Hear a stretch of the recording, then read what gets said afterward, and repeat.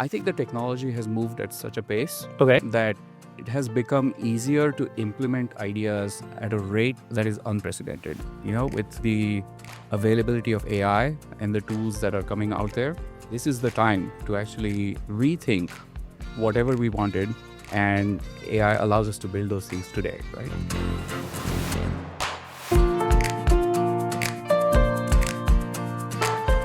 Welcome to today's Land and Everything Else podcast. It is a special day on the Land and Everything Else podcast. This is the third time we've shot episodes from the Land Expo.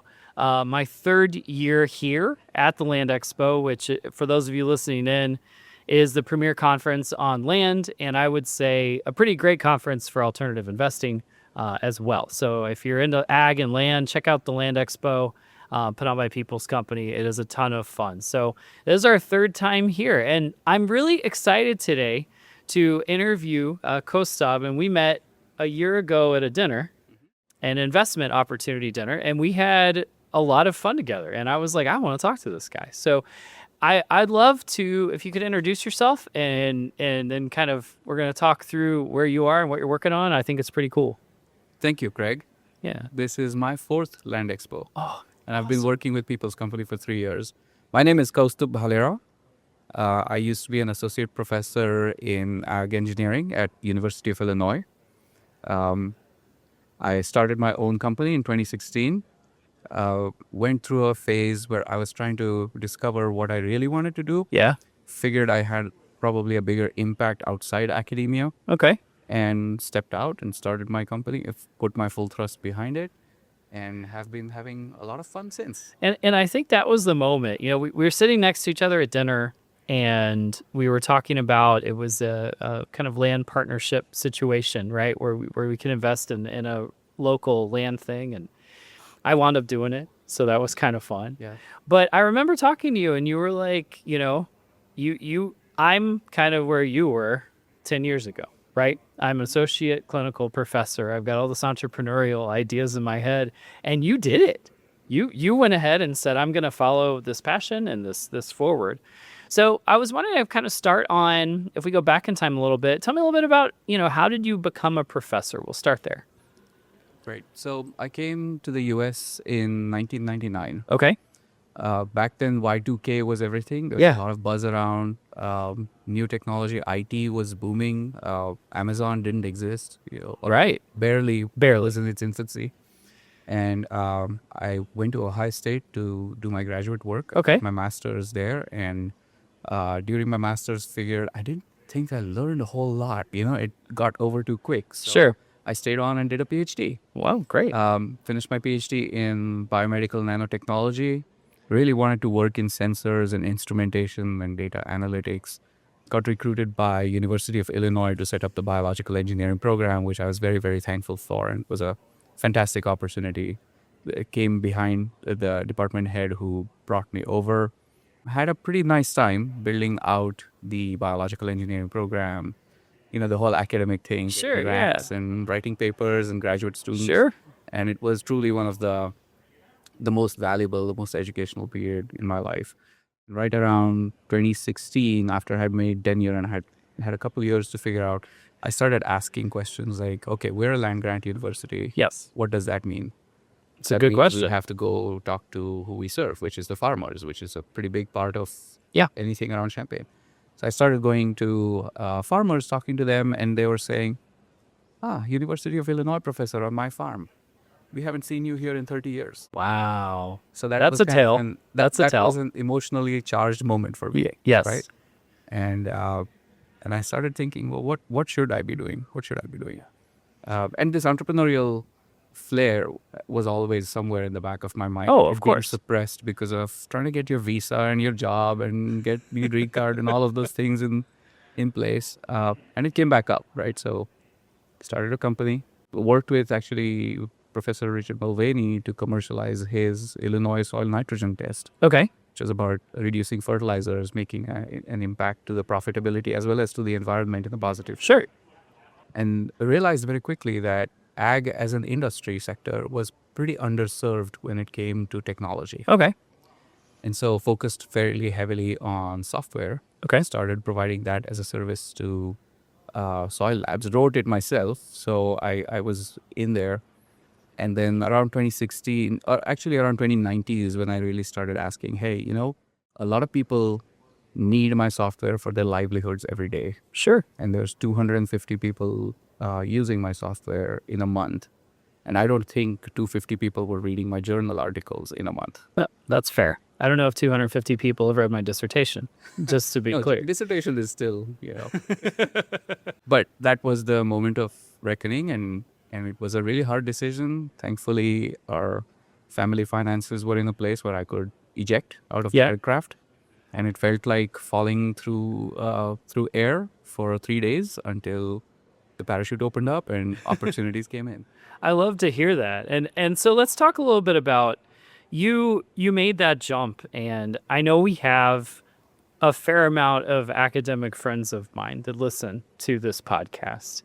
And I guess I just kind of, before we talk about what you're doing today in your company, I guess if you could focus in on that moment of deciding, I've got this career, I've got tenure, right? And I'm going to take a big risk now.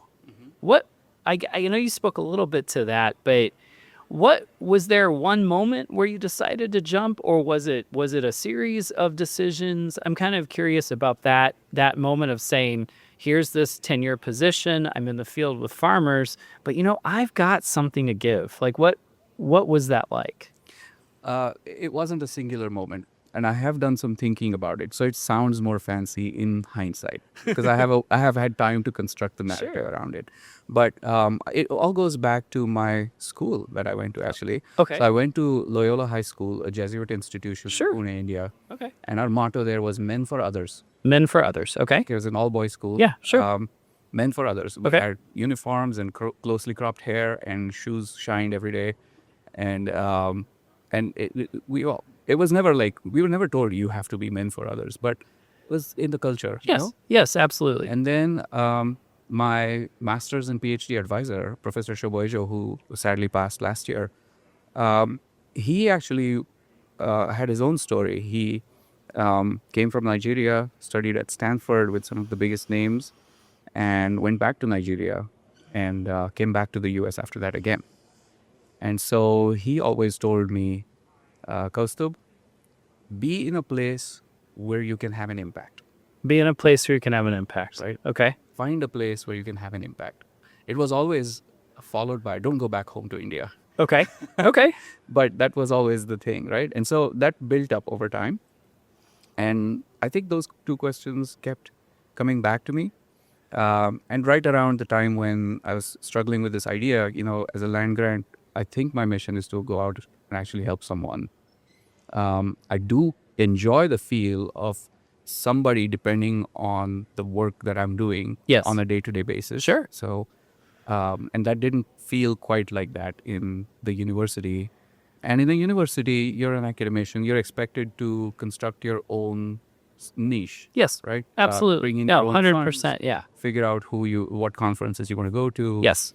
And ensure that you have the networking in place to see your own career advancement through, right? There's very, very little of sort of formal mentorship or things like that. Of course, we have great people, great role models to look up to, but I've always found it's a bit of a dichotomy, because on the one hand, the most successful faculty are entrepreneurial, right? yes, But on the other hand, to be entrepreneurial, you often have to create your own path. So the mentorship may not, it may be there at the beginning, but you outgrow it relatively quickly down the road. correct. And I was told that on the first day, we don't know what you talk about.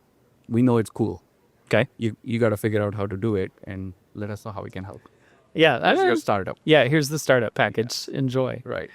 And it was great, right? And it was that empowerment and that freedom. And later it was like, well, you know what? I think I really need to look in my customers' eyes a little bit more thoroughly and be in that space. And there was another thing. My wife is in the same space. Okay. My brother is sort of in that same space. I was met They have him. family businesses. Yeah. And it was always more words than the while it took to fill out those conflict of interest forms. Um, so it was one of those things where it was like progressively, it just became the right time. And right at the beginning of COVID, when I thought that the world was going to go through a very, very rapid shift in the way things are done, that's when I really pulled the trigger, turned in my papers, and never looked back. Well, thank you so much for sharing that. That's very thoughtful, and I'm going to reflect on that as we go forward. But I'd like to pivot to the now. All right. So if you could share with our audience what it is that your company does, and kind of understand we have a mix of farmers, ag, and wealth manager, financial planners listening. That's kind of our audience. So if you could share about what you do, and if you want to share a little bit more about what's next for you guys. Yeah, very good. Soil diagnostics, ag side, we have a couple of different companies. There's a very thin line between those two. Mainly what we do is we provide technological support for improving the workflows and empowering ag businesses. Okay. Specifically, we have a software stack that does geospatial analysis, geospatial modeling, being able to draw maps and things like that.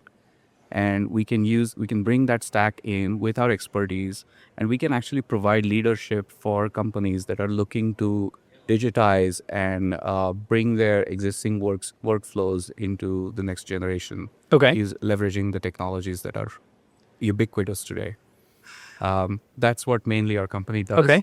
But we also provide deep analytical support. We've worked on insurance projects. We've worked on agricultural hardware systems, so in the animal space as well as in the soil testing space. We worked on robotic systems. We've worked with customers who've brought in large amounts of data and have tried to have us help them figure out what to do with it. Okay. So those are the different heads under which we operate. Are you enjoying it? Very much so. Very much so. It's really, and I'm enjoying it more today than I was last year. Okay. And it's progressively. Why is that, you think? I think the technology has moved at such a pace Okay. that it has become easier to implement ideas at a rate that is unprecedented. With the availability of AI and the tools that are coming out there, this is the time to actually rethink whatever we wanted, and AI allows us to build those things today, right? And so we have spent the last year trying to figure out how to ride that bull. Okay. And it's a very aggressive bull. It's changing every day, but the only way to keep up is to continuously engage in that learning process. So let's hit on AI for a minute. I know from my role with a foot into wealth management and a foot into academia, I've seen generative AI tools as ways to scale and leverage things, and actually create some really strong outputs. I mean, my great in-class example, but it's very true. One of the challenges of investing is to make sure somebody sticks with it when times are rough. It doesn't pull their capital, right? And so if we can measure their risk or how they will act when things go down, if we could measure that ahead of time, right, we're more effective in that. And when I look at standard risk tolerance measures, they're all very compliance forward, but I'm not entirely sure they're grasping what would happen to this person if the assets went down in value. I think a lot of it is covering legal compliance requirements set forward. I don't really think we're doing a good job of capturing it. And this is where I found generative AI tools to be really good. That if we have a generative AI tool start to, give me a questionnaire with some open and closed-ended questions that I can ask somebody to help discern how they'll behave if the market goes down. I've been shocked at how good some of the AI answers to that are. And they are not looking at it from a compliance lens. And so they're looking at it from a behavior lens, right? And you get some really great outcomes. So to that end, I've really seen AI and wealth, I think, is a synergy. I think is a positive. In academics, I have not quite gotten to where I see it as a positive. I think there's a bit of cat and mouse right now between me trying to assess somebody and that person avoiding the assessment using a tool. Mm-hmm. I don't think that's good for them at 30, but I don't think they understand that at 18, right? Correct. So my just kind of broad overview of AI, but as you've been able to use these tools, has it, you said it kind of sped things up exponentially. Where have you found like the most value in looking at working with AI tools in your business? I use it as a second brain. I love that. Let me be more specific. So, as a small business, trying to figure out how to win clients and then keep them and still be part of the whole development and delivery cycle, Sure. it didn't used to leave as much time as AI has freed up for me today, right? I can use AI to automate a whole bunch of back office stuff that I had to do. Like, for example, creating invoices for hourly jobs that we've done. Sure. It just You don't need to use your time on that. No, right? I can actually point my AI to my code repositories and my tickets. Sure. I can say, figure out what I did in the last month. That's great. Give me a defensible invoice list that I can put together. That saves you so much time. Yes. The other thing is AI has been a fantastic thinking partner for me. Okay. So I've had aspirations to take my code. No client is paying for code that is well tested and well documented. They just need things that work for their situation. Sure. That's what they're paying us for. Sure. But from our point of view, in order to maintain that code going forward, we have to do the work to make sure it is robust. It is designed for maintainability and designed for supportability. Absolutely. Future. So I use AI as a thinking partner. Okay. Say, hey, look at all this code. Figure out what we can make, what changes we can make so that it becomes reliable going forward, so that those benefits compound. Nicholas Nasib Taleb is a very big inspiration to me, right? I want my code to be anti-fragile. Okay. In the way he talks about anti-fragility. The more you stress test it, the better its contours become so that it gets progressively more robust. And that's how we're using AI now. I think we've done it internally. We've done it over 9 months, and I think we're beginning to see those benefits at this point. And I think that's a powerful lesson on the wealth and advising side too. Thinking of it as a second brain, right, to bounce ideas off, I think is a very powerful idea. Yeah. So for your investor friends, like if they're trying to figure out what is their risk appetite, Yep. right? Why couldn't we get AI as a conversation buddy? Absolutely could. Help us think about what is my risk appetite? What do I like? What do I not like? What will keep me up at night? What will give me joy in my investments? Right. And I think a lot of people have asked those questions and have put their blog posts out there, and which is what the AI knows how to read and Sure. reflect. And so I think using it as a reflection or as a mirror to just see where you stand with your investing journey. I use AI in that sense. Comes to mindsets even before you get into any kind of like specific investment. Well, and you lit a spark in the back of my head. What one of the exercises that I've seen, it's probably 2018 or 19, Morningstar Investment Research had a 2-pager. And the 2-pager was, your client's goals get better when they ask a series of questions about the goals, retirement specifically, right? We may look at retirement as far as, okay, right now my father-in-law is going to retire at 65, which is in June or July for him. He's very excited for this, right? And he's kind of has it all around the age, right? That's his one thing. But the question would be, can we use AI tools to talk through that? Spending, lifestyle, how am I going to stay busy, right? Have it kind of give me like, let's play 20 questions about retirement. And as it's generating those questions, I'm getting a better idea of what that retirement actually looks like, right? So I did use it as a second brain there. You've got the AI tool kind of asking about your retirement and happiness. And, I think for him, I worry he's not going to be busy. Right. And I worry he's got this idea, but knowing his personality, he's a very hard work guy. So I think there's a gap there. And I think with AI, I think you have tools that maybe could help like, oh, well, what do you think Monday will look like? And AI can generate those types of questions to get us to think broader. Yes. I really like that don't application. think most people use AI in that way yet. No, but I think they should. They should. It's a very powerful way of utilizing that tool. I really like it. Well, one last question before we part today. I guess my question for you would be, when you look at, and this isn't your world necessarily, but I'd love to get your thoughts. You look at the world of wealth, specifically from what are consumers investing in today. is that shifting at all, and where might it go? And I just kind of love to get any thoughts you've got about how we hold assets and the future and what kind of things may lay ahead. It's a great question. I can only reflect on how my perception has changed. I would over love that. I would love your perception. And I'm not a very big consumer of stuff, but I've always looked for durable things. Okay.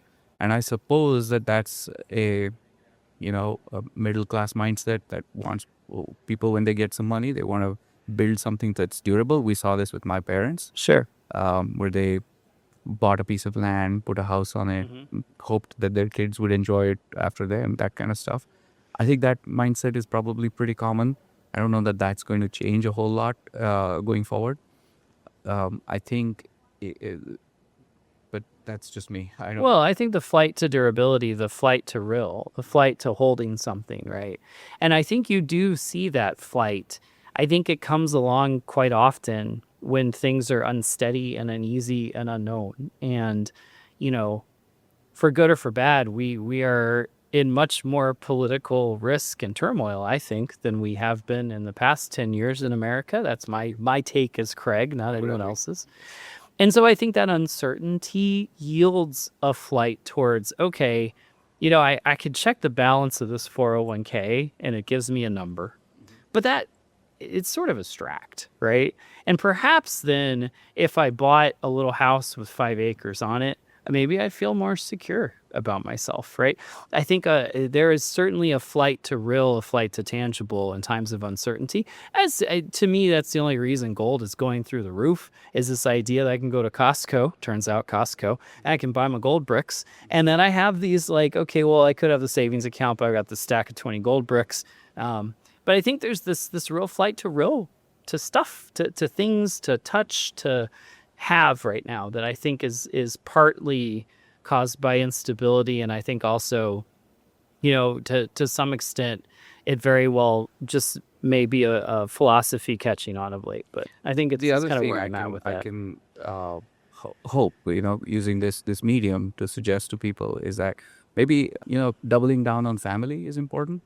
You and I both have young kids who are going through that stage in life where they are going to enter the labor market here in the next decade. Yes. And I think we owe it to them to provide them with a safety net that, given this uncertainty about what the labor market is going to look like, but then hopefully that sort of builds that network so that we also have that safety net going forward. And I think that's just as durable and valuable. I think so too. And, I've come around to this idea of, I've read in media, young adults today are more likely to live at home than they were in the past. I don't necessarily think that's bad. And I think from a normative standpoint, I do wonder a little bit, if a lot of our students will graduate and their family's from Chicagoland and they'll wind up living at home for a while. Will they build up some capital or nest egg, whatever it is.